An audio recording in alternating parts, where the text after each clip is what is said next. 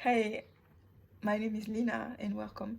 This is my unpopular opinion on the TheWizardLiz and London case. But before we start, allow me to warn you, English is not my first language. It's not even an official language in my country, but it's a language I like to speak. So please bear with me, and bear with my accent, and bear with my mispronunciation. Also, I know that we will be talking about relationship, but I am not a relationship coach and I am not trying to be. I just want to share with you my reflections and things I have learned from my experiences. I just want to share my perspective on the subject. This video will be divided into 3 parts. Let's start.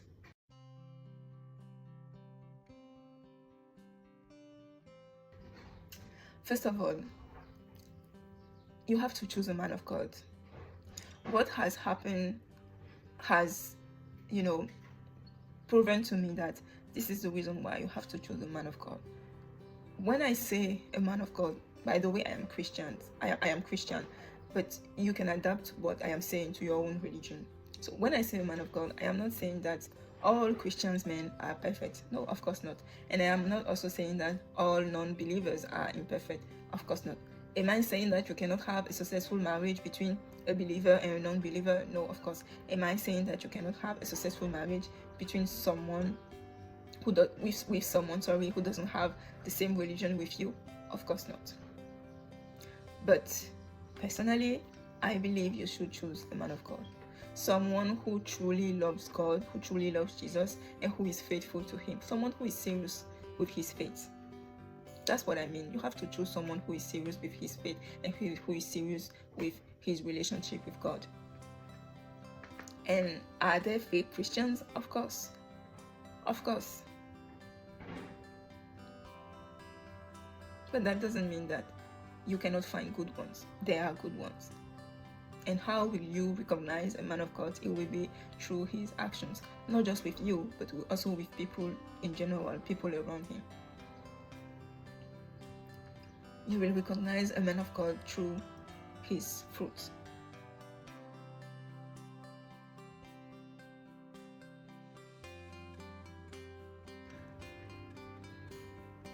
The second take I have on this is that, sometimes shit happens just because it has to happen.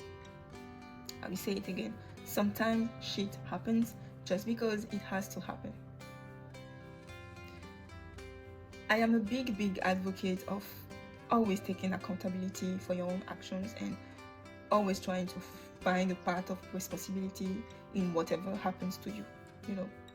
Don't go for the victim mentality, because when you choose the victim mentality, you are giving away your power, and you should never ever give away your power to anybody. So I am a big advocate of always finding a part of responsibility in whatever happens to you. And by the way, responsibility doesn't mean culpability.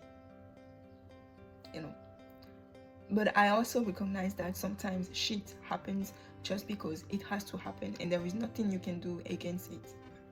Sometimes God will allow bad things to happen to you because he wants to bring something better out of it. Remember the story of Job? There is something called permissive will. There is no need to rationalize about it. There is no need to beat yourself up.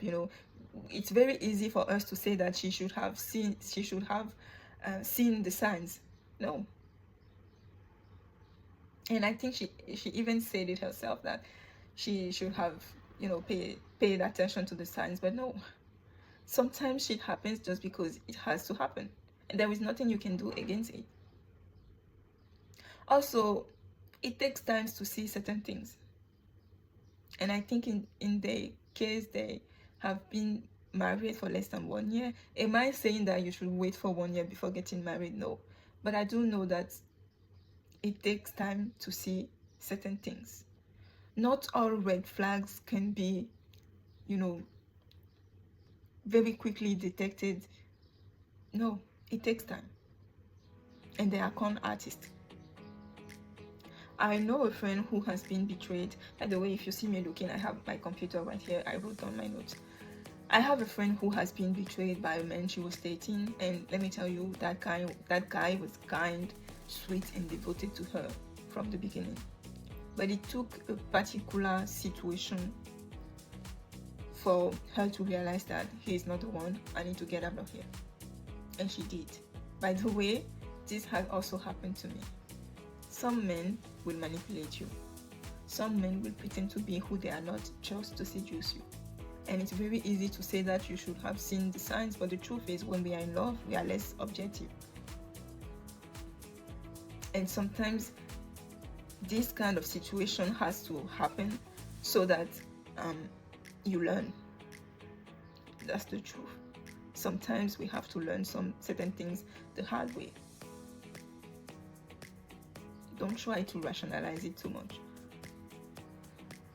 And nobody is above bad things happening to them. Nobody. You cannot control other people. The only way you could make sure that someone never cheats on you would be if you could control other people. But we cannot control other people. We can only control ourselves. And imagine how difficult that already is. So imagine trying to control other people. No, you can't. And nobody is above being cheated on.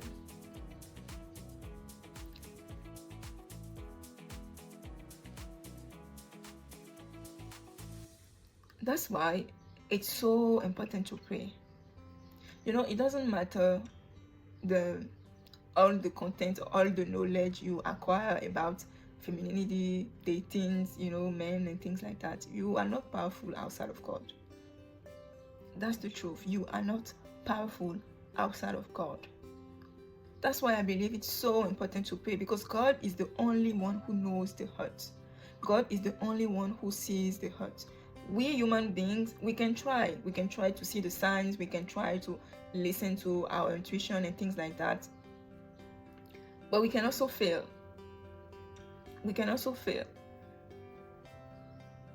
But guess who doesn't fail? God. He knows the hurt, he sees the hurt, and he can even change the hurt. So pray. When a man starts cutting you, pray about it. You know that famous prayer, God, if he is the one, please, keep him in my life. If he's not the one, please make him go away. That prayer has always worked for me. And even the times when I have been stubborn, God still plucks my feet out of the net. One thing about me, I will always pray, and something will happen. You will do something that I will see, and whatever attraction or anything I was feeling for you, over, just like that. So please pray. You are not powerful outside of God. It doesn't matter all the strategy you learn, all the boundaries you have. You are not powerful outside of God. And remember, it takes time to reveal certain things. There are even men who can pretend to be who they are not, just to manipulate you, just to seduce you. And especially the way we are exposed nowadays, a man can go on your Instagram account, scroll, learn everything about you, and mold himself into the kind of man he knows you will like. Am I saying that it's inherently bad? No. If he is sincere, it might not be bad. But if he's trying to manipulate you, then you know you are in danger. And you have to pray. You really have to pray. Humans beings are unpredictable, and people can change. People will deceive you, people will disappoint you. There is nothing you can do against it. So please pray. You are not powerful outside of God.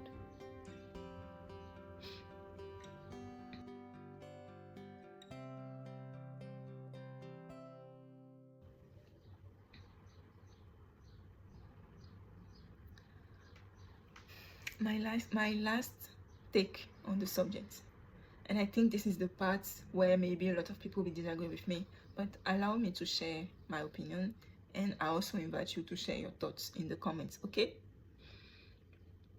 You see, I don't know if it was the right move to share what has happened on social media in all the details like she did.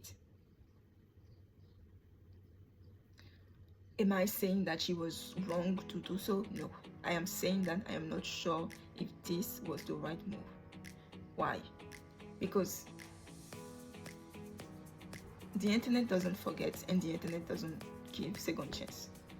Why am I talking about that? We have to realize that she's pregnant. If she was not pregnant, I would not care. But we have to realize that she's pregnant, which means they are going to have a child together. That man will always be a part of her life, and especially a part of her child life. So she will have to tolerate him.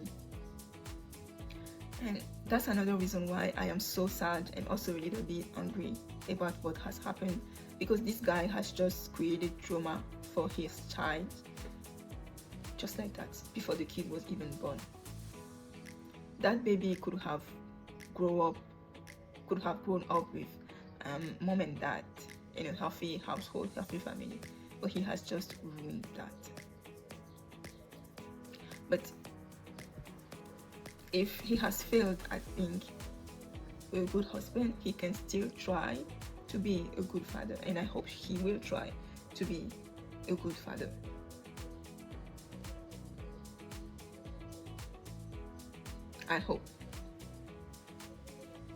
I really hope he will try to be a good father, because the kids will need his dad. And this is what I am afraid of, because maybe that kid will grow up one day and will see all the dirty things people said about his dad on the internet. And maybe that man himself will always have that cheater hashtag on for forever, even if he changes. Am I saying that he doesn't deserve it? No. But I am saying that maybe it would have been better to avoid the noise, just for the child's sake, not for the man's sake. I don't care about him, but for the child's sake. But I don't know. Maybe it was the right move from her. I don't know.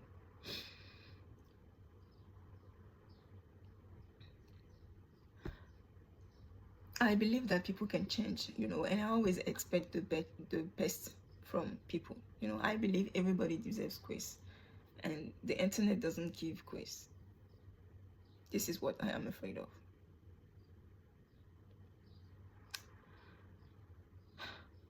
But does that mean that when someone cheats on you, you have to stay around? No, I'm not saying that.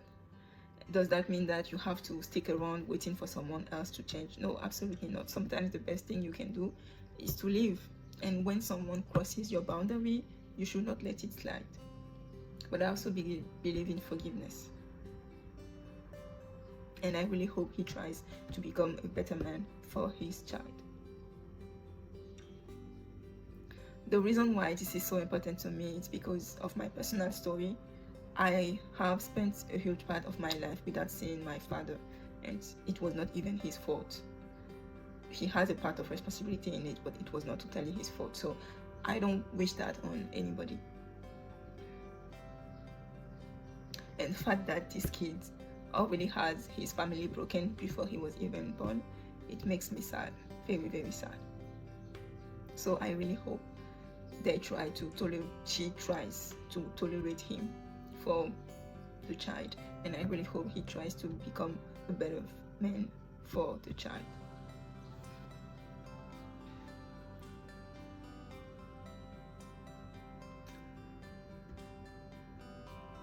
I will finish by saying that personally, I am not a big fan of sharing your relationship online. I'm not even talking about love relationship. I don't share my people online. The other day I posted my mother's pictures for Mother's Day on my WhatsApp stories, and people were surprised because I never post her, and it's the truth. I don't post my people.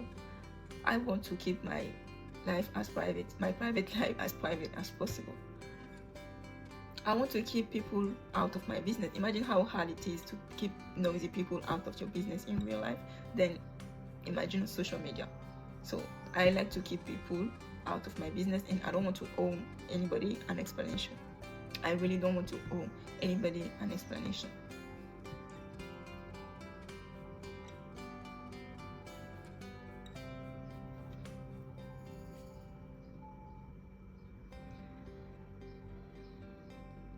I don't think I will also be the kind of parent who share their kids on social media. I have nothing against them.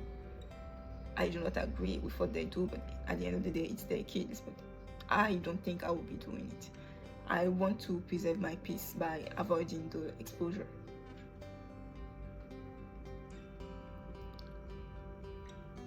Anyway, those are my takes on the subject.